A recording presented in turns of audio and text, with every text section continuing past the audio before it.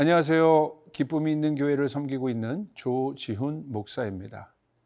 사람이 하나님을 찾는 궁극적인 이유가 무엇일까요? 여러 이유가 있겠지만 하나님이 사람과 다른 존재이시기 때문입니다. 그 이유는 하나님의 위대하심 때문입니다. 사람만이 하나님의 위대하심을 아는 존재입니다. 그래서 사람은 중요합니다. 사람은 하나님을 갈망합니다. 이런 갈망은 하나님의 위대함에 대한 경이로움으로 표현됩니다. 경이로움은 위대한 하나님 앞에서 발견된 연약한 사람의 내면으로부터 나오는 절대자에 대한 갈망입니다. 다른 말로 표현하면 어린아이가 본능적으로 자신의 연약함과 필요를 알기에 엄마를 찾는 본능적 갈망과 같다 하겠습니다. 나의 연약함을 누구보다 잘 아시기에 젖을 주고 보호하시고 필요한 모든 것을 채워주셨던 엄마의 존재를 위대하다고 느끼는 것과 같습니다. 엄마의 존재를 배워서 아는 것이 아닌 것처럼 사람은 하나님에 대한 경외함을 알 수 있는 존재로 지음받았습니다. 오늘 함께 묵상할 말씀은 욥기 37장 1절에서 13절 말씀입니다. 오늘 본문을 통해 하나님의 위대하심이 나에게 어떤 의미인지 깊게 생각하는 마음으로 본문을 보도록 하겠습니다.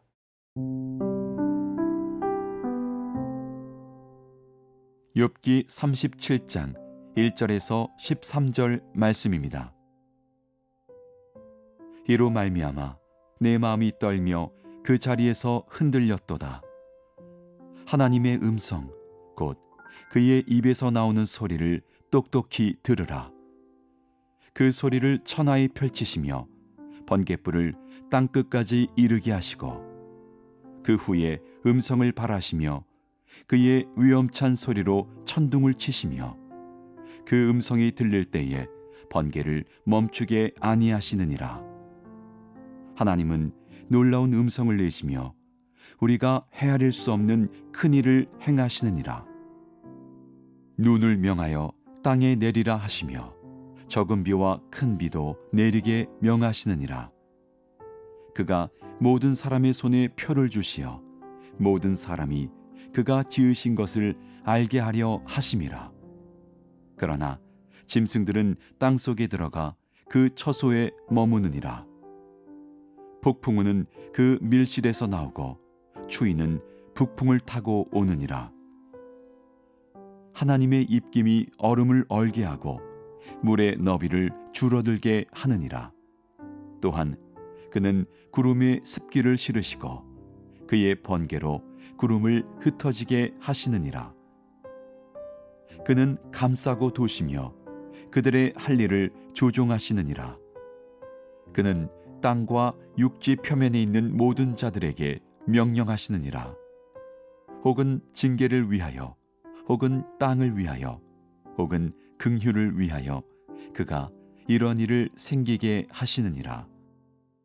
오늘 본문은 32장부터 시작된 엘리후의 마지막 변론에 해당됩니다. 지금까지 묵상하신 것처럼 엘리후는 욥과 욥의 세 친구들의 논쟁을 지켜보며 그들의 대화에 끼어들어 하나님이 어떤 분이신지 강력하게 이야기합니다.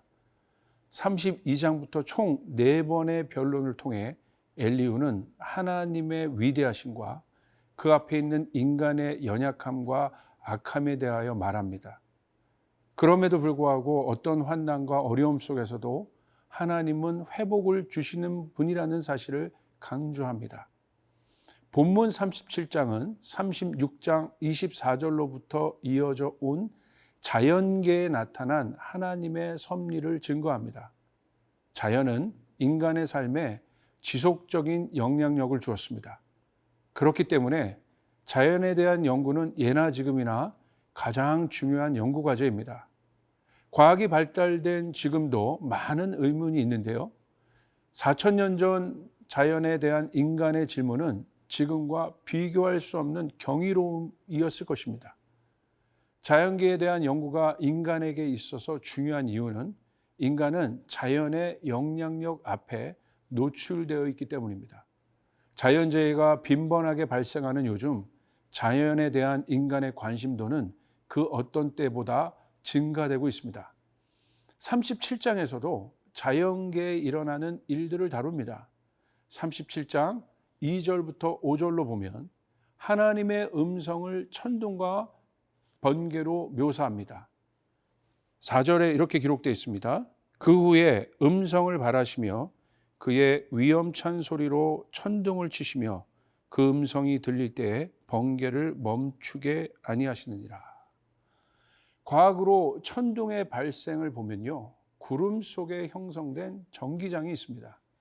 전기장으로부터 발생되는 방전이 번개입니다. 이때 공기 중에 전기 방전에 의해 발생하는 소리가 있는데요, 그 소리가 천둥입니다. 공기는 절연체입니다. 즉 절연체인 공기가 순간적으로 팽창해 나는 소리가 천둥입니다.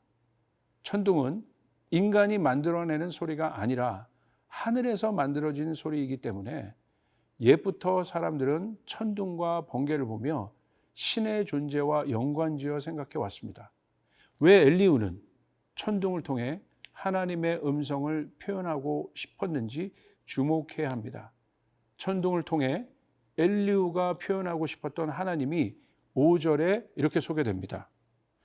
하나님은 놀라운 음성을 내시며 우리가 헤아릴 수 없는 큰 일을 행하시느니라. 하나님의 음성이 놀랍다고 말합니다. 놀랍다는 말은 원어로 보면 경이로운 일을 행하는 존재에 대한 표현입니다. 아름다운 자연 앞에 사람들은 그 존재적인 위험 앞에 압도당합니다. 히말라야에 가는 많은 전문 산악인들이 이렇게 표현합니다.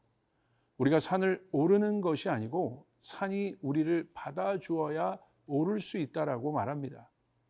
자연의 힘 앞에 인간의 존재가 얼마나 연약한 존재인지를 아는, 스스로 깨닫는 겸허함의 마음이겠죠.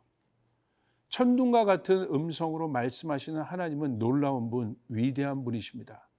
그 놀라운 하나님이 우리의 하나님이라는 사실이 너무나 놀랍습니다. 하나님의 위대함 앞에 섰을 때 이사야는 완전히 엎드려 하나님을 경외했습니다. 천사들도 하나님의 위대함 앞에 한 날개로 얼굴을 가리고 다른 날개로 발을 가리고 날며 하나님의 위대함을 예배했습니다. 그 놀라운 하나님이 오늘 나의 하나님이 되십니다.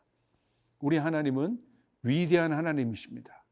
어떠한 아름다움도 어떤 능력도 하나님과 견줄 수 없습니다.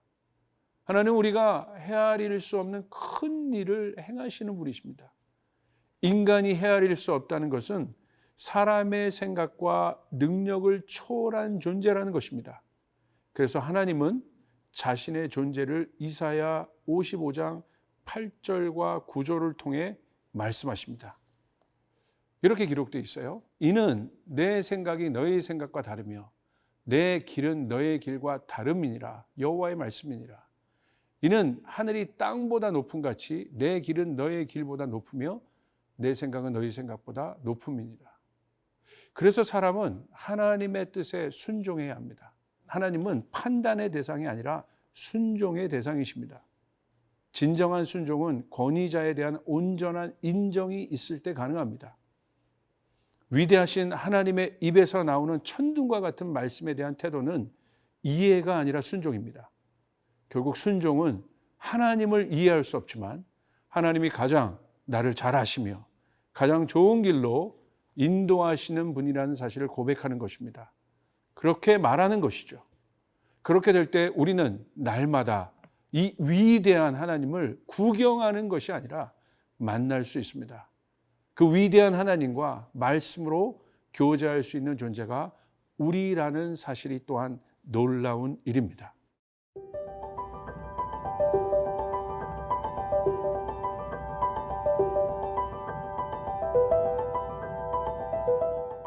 엘리후는 8절로부터 13절을 통해 자연현상을 통해 행하시는 하나님을 또 증거합니다. 사람은 자연현상의 영향을 받고 사는 존재이죠. 폭우, 홍수, 추위, 더위 등 사람은 자연 현상의 영향을 그대로 받습니다. 더 나아가 삶이 멈추기까지 합니다. 동물들도 마찬가지입니다. 곰은 겨울이 오면 굴 속으로 들어가 잠을 자죠. 온도에 따라 많은 동물들이 서식지를 옮겨 다닙니다. 중요한 것은 우리의 삶이 자연 현상에 큰 영향을 받도록 되어 있다는 것입니다. 강력한 자연 현상은 인간의 삶에 직간접적인 영향이 됩니다. 그렇기 때문에 자연 현상에 담겨진 하나님의 뜻은 분명합니다. 출애굽한 이스라엘 백성의 경작 시스템은 애굽의 경작 시스템과 달랐습니다. 아주 중요한데요. 애굽의 경작 시스템이 강의 수로를 만들어 경작지를 연결하는 것과 달리 그들은 하늘에서 내리는 비에 의존하도록 만드셨습니다. 수로 시스템은 인간의 능력을 상징하죠. 그러나 하늘의 비는 하나님의 능력을 말합니다. 하나님의 백성은 자신의 능력으로 사는 존재가 아닌 하늘의 능력에 의존하는 존재라는 사실을 말합니다. 그래서 하나님은 자연으로 축복을 주시기도 하시고 징계를 하시기도 하십니다. 이스라엘 백성들이 우상을 섬길 때 하나님은 하늘을 닫아 비를 내리지 않겠다 말씀하십니다. 반대로 그들이 하나님의 말씀을 지키고 순종하면 하늘을 열어 이른 비와 늦은 비를 적당한 때에 주어 기름과 포도주를 얻게 하실 것이라고 말씀하십니다. 하나님은 자연 현상을 통해 징계를 하시기도 하시고 축복을 하시기도 하십니다. 욥을 향한 엘리후의 변론은 욥의 상황 속에서 인정하기 쉽지 않은 변론이었을 것입니다. 하나님께서 나를 징계하시나? 하나님이 나를 심판하시나? 라는 생각이 쉽지 않았을 것입니다. 그러나 결국 욥이 하나님의 위대하심 앞에 다시 서는 것처럼 오늘 우리는 자연 현상을 통해 우리에게 말씀하시는 하나님 앞에 겸손해야 할 것입니다. 미세먼지 때문에 숨도 쉴 수 없는 세상을 살고 있습니다. 고온화 때문에 해수면이 상승되어 가는 미래에 대한 경고가 쏟아지고 있습니다.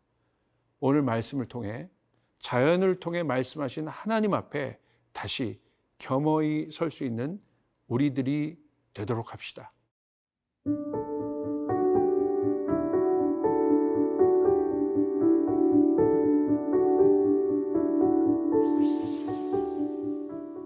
하나님 감사합니다. 전능하신 하나님 앞에 겸손한 존재가 되게 하소서. 자연 현상을 주관하시는 하나님의 위대하심을 더 깊이 알게 하소서. 또 이 시간 자연 현상으로부터 고통받는 나라와 사람들이 있다고 한다면 그들을 도우시고 하나님을 향한 믿음과 신뢰가 더 굳건하도록 도와주시옵소서. 예수님의 이름으로 기도드리옵나이다. 아멘.